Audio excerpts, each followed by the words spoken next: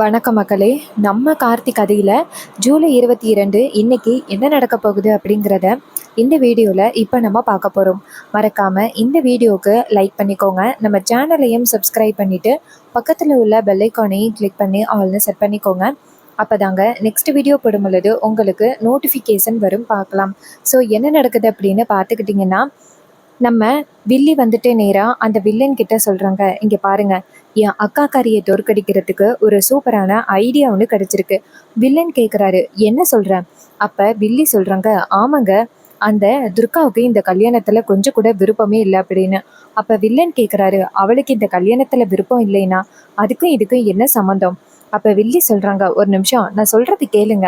அப்போ அந்த வில்லன் சொல்கிறாரு, கொஞ்சம் பொறுமையாக இருமவனே, மருமவன் என்ன சொல்கிறா அப்படிங்கிறத கேட்கலாம். அப்போ வில்லி சொல்கிறாங்க, இங்கே பாருங்க, அந்த துர்காவுக்கு இந்த கல்யாணத்தில் கொஞ்சம் கூட விருப்பமே இல்லை. அந்த வீட்டுக்கு டிரைவராக வந்திருக்கானே அவனை தான் காதலிக்கிறா, அந்த நவீன. இதை கேட்டதும் அந்த வில்லன் சொல்கிறாரு, என்ன இது, வீட்டுக்கு வர டிரைவர் எல்லாருமே அந்த வீட்டுக்கு மருமகனாகிடுறானுங்க. அதுக்கு வில்லி சொல்கிறாங்க, இங்கே பாருங்க, இது நமக்கு கிடைச்ச ஒரு கோல்டன் ஆப்பர்ச்சுனிட்டி. இப்போ நான் போயிட்டு அந்த துர்கா கிட்ட பேசி 2 பேரையுமே ஊரை விட்டு அனுப்பிட்டோம்னு வச்சுக்கிடுங்களேன். அதுக்கப்புறம் அந்த ஈஸ்வரி அவமானத்துல ரொம்ப தலை குனிஞ்சிருவா. நீங்க என்ன பண்றீங்கன்னா, அந்த மாப்பிள்ளை வீட்டுக்காரங்களை கூட்டிட்டு வந்து அப்படியே ஒரு பஞ்சாயத்தை வச்சிருங்க. கட்டி கொடுக்க போறேன் அப்படின்னு சொல்லி வச்சிருந்த பொண்ணை டிரைவர் கூட அனுப்பி விட்டுட்டா அப்படின்னு சொல்லி ஈஸ்வரிய ஊர் பஞ்சாயத்துக்கு முன்னாடி நீங்க அவமானப்படுத்தணும். இது கேட்டதும் வில்லன் சொல்றாரு, சூப்பர், அப்ப ஈஸ்வரி பொண்ணு ஓடி போயிட்டா அப்படின்ட்டு எல்லாருமே அவளுக்கு ஓட்டு போட மாட்டாங்க, எல்லாரும் சேர்ந்து எனக்கு ஓட்டு போடுவாங்க.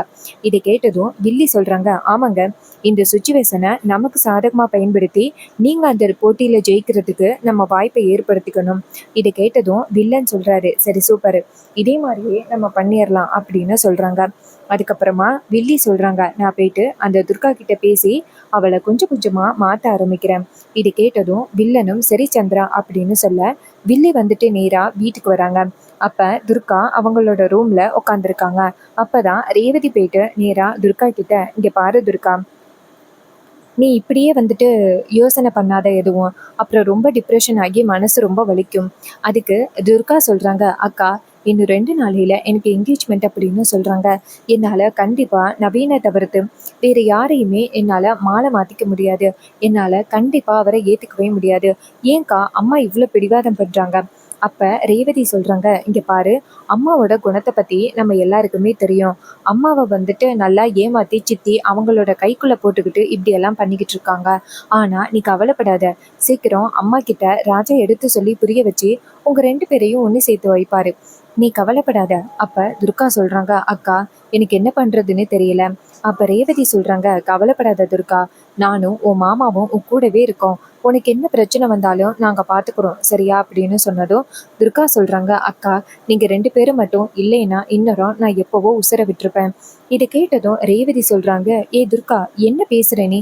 இங்கே பாரு, மாமாவும் நானும் பார்த்துக்குறோம், நீ கவலைப்படாத அப்படின்னு சொல்லிட்டு ரொம்ப தெம்பாவும் தைரியமாகவும் பேசிட்டு நேராக துர்கா கிட்ட, சரி நீ ரெஜிஸ்டர்டு அப்படின்னு சொல்லிட்டு அந்த இடத்துலேருந்து போகிறாங்க.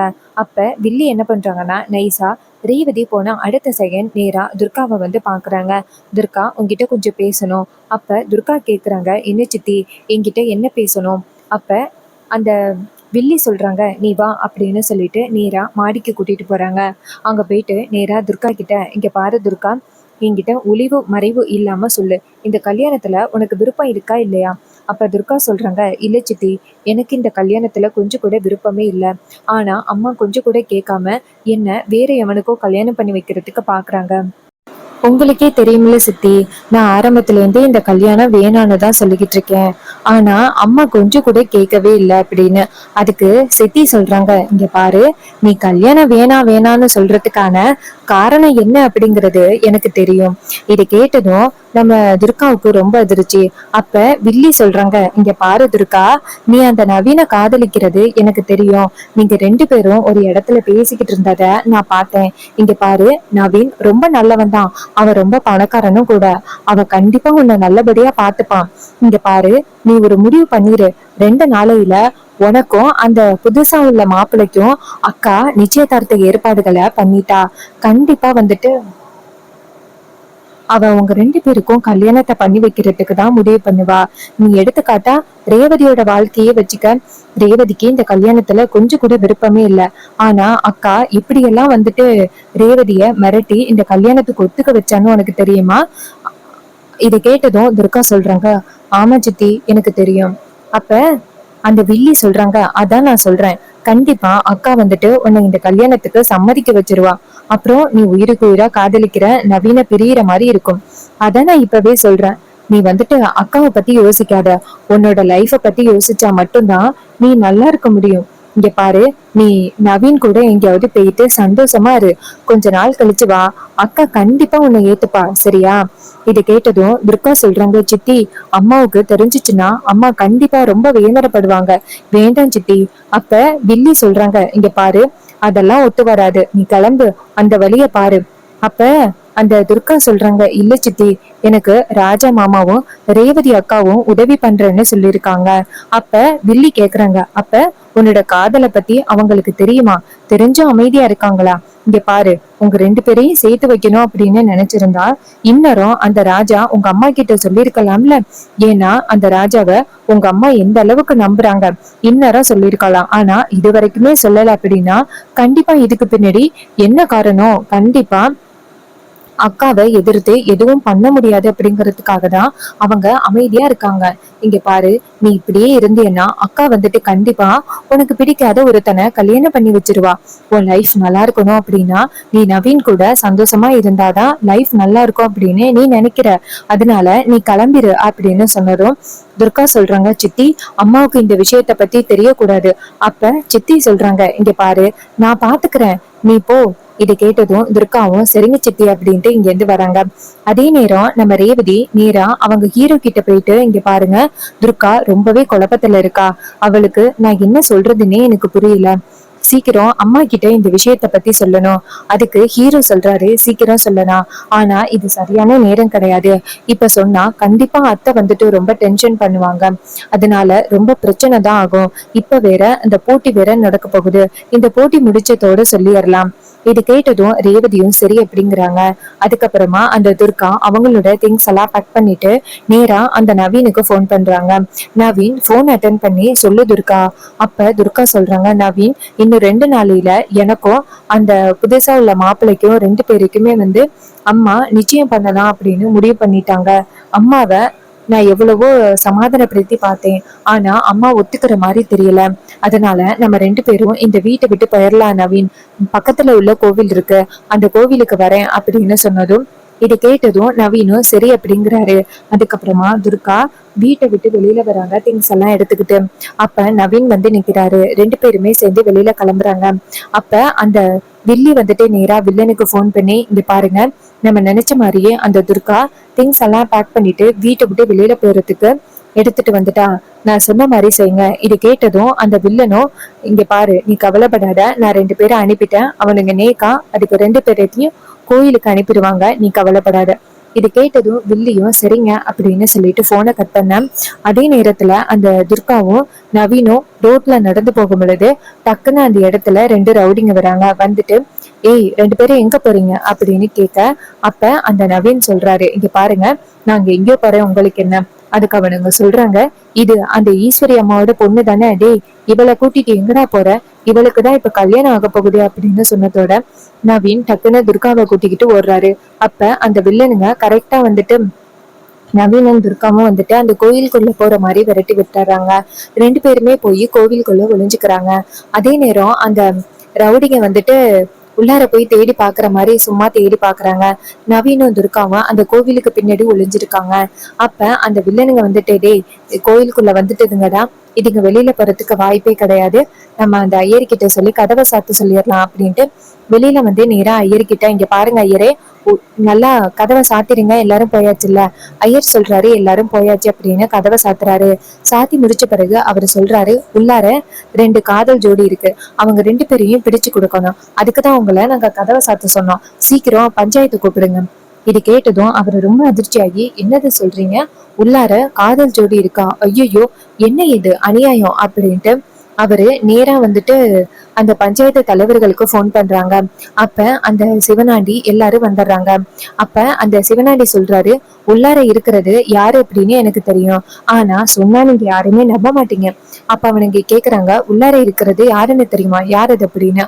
அப்ப அவரு சொல்றாரு, உள்ளார இருக்கிறது அந்த ஈஸ்வரியோட பொண்ணு துர்காவும் அந்த வீட்டுல வேலை பார்த்தான டிரைவர், அவங்க 2 பேரும் தான் அந்த வீட்டுக்குள்ள கோவிலுக்குள்ள இருக்காங்க.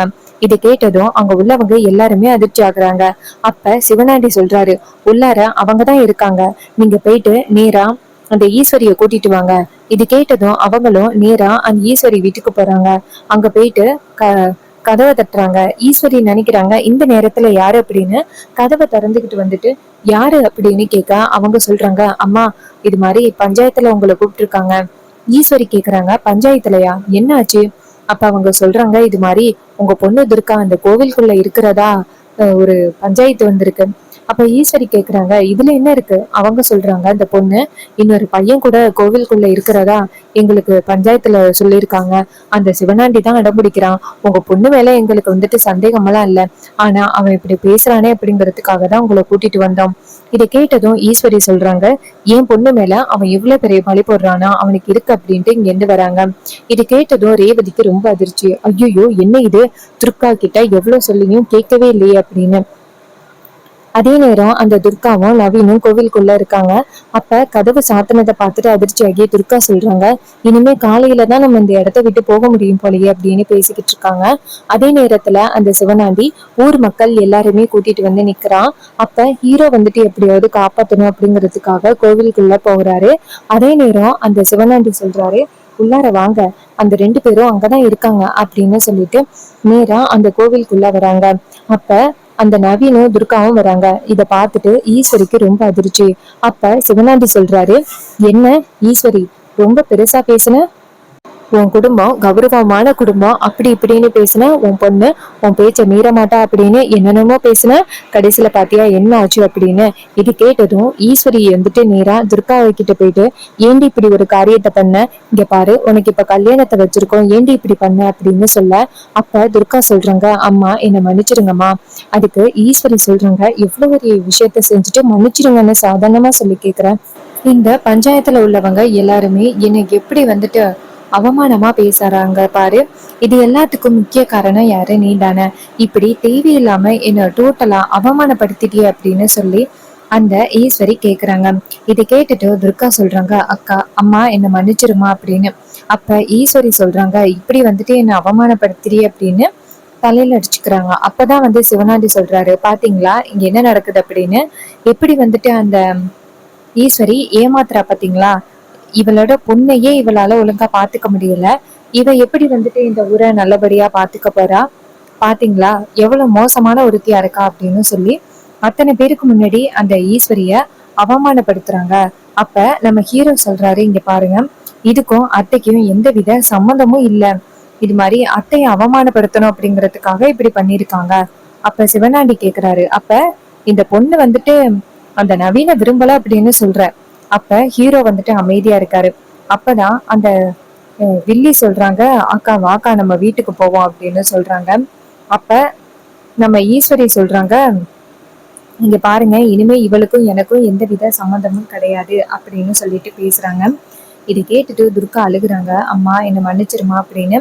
அப்ப சிவனாண்டி சொல்றாரு, இந்த மாதிரி ஒரு ஆளுக்கா உங்களோட ஓட்டு கொடுக்க போறீங்க, சொந்த வீட்டுல உள்ள பொண்ணையே இவளால பாத்துக்க முடியல, இவ எங்க வந்துட்டு ஊரை பாத்துப்பா, இவெல்லாம் பாத்துக்கவே மாட்டா, இவளுக்கெல்லாம் நீங்க ஓட்டு போடாதீங்க அப்படின்னு சொல்லி ரொம்ப அவமானமா பேசுறாங்க. இதை கேட்டுட்டு ஈஸ்வரிக்கு ரொம்ப அதிர்ச்சி ஆகுது. அதுக்கப்புறம் ஈஸ்வரி ரொம்ப அவமானத்தோட வீட்டுக்கு வராங்க. அவங்க வந்ததும் வில்லி கேக்குறாங்க, அக்கா நான் இதுக்குதான் சொன்னேன், உனக்கு இதெல்லாம் வேண்டாம், இதுல எல்லாம் நீ கலந்துக்க வேணாம் அப்படின்னு நான் சொன்னேன், ஆனா கொஞ்சமாவது கேட்டியா, ஆனா நீ கொஞ்சம் கூட கேட்கவே இல்லை, பாத்தியா உன் பெத்த பொண்ணே உன் பேச்ச கேட்க மாட்டேங்குது அப்படின்னு. இந்த ஊர்ல உள்ளவங்க யாருமே உன் பொண்ணுக்கு ஓட்டு போட போறது கிடையாது, இப்ப நீ என்ன பண்ண போற அப்படின்னு சொல்லி கேக்குறாங்க. சோ இதை கேட்டதும் ஈஸ்வரிக்கு ரொம்ப அவமானமா இருக்கு. இன்னொரு பக்கம் நம்ம ஹீரோ ஹீரோயின் பேசிக்கிறாங்க. ஹீரோயின் சொல்றாங்க, என்ன ராஜா இப்படி ஆகிடுச்சு.